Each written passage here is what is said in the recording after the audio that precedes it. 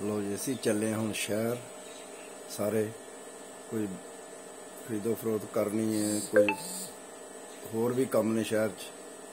नाले 5 ब्याह आ गए, 4 ब्याह आ गए, 4 खर्चा खर्चा खर्चा ही खर्चा। ते कुछ ब्याह भी खरीदो, अच्छा कोई कपड़े खरीदने ने। ते रोज यूसुफ नाल जा रहे हैं, रोज यूसुफ नाल भी थोड़ी गल करावांगे। ते लो हुण चलिए हम शहर ते राह थानू दिखाने पहाड़ियां सरगोधे दियां, पुल 11 दिखावांगे, कोई शहर का नज़ारा दिखावांगे थानू। ते हुण चलिए असी जड़ा ना जी पुल 11 ते पहुँच गए। ते देखो ट्रकों की लाइन लगी है।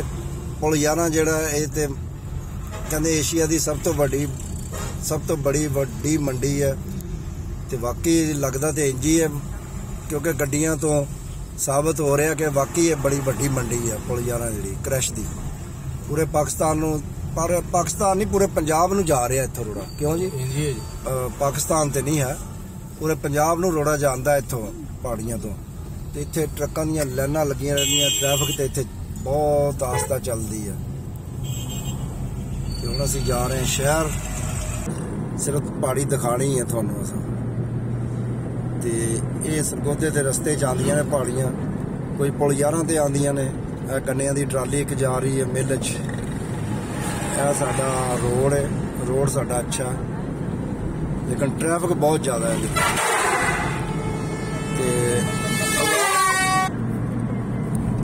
हुण देखो रोज यूसुफ गड्डी चला रहे हैं। अगे भी 2-3 वीडियो इहदी गड्डी का तो यही आया है जी। तो गड्डी माशाल्लाह सोहनी चलाता है, तो इस वास्ते ये नाल जाईदा।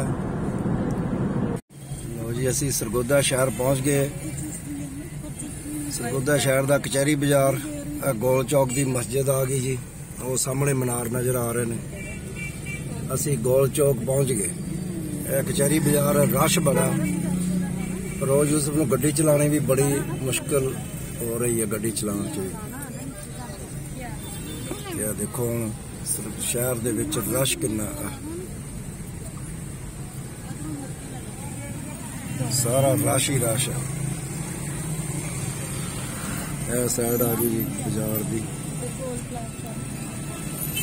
सरगोधा शहर का मसरूफ बाजार है। यह गोल चौक दीयां दुकानां आ गईयां।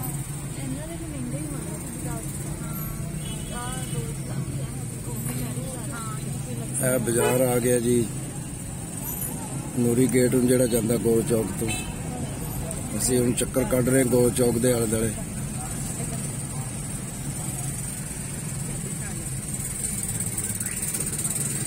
इत्थे राह बड़ा औखा मिलता।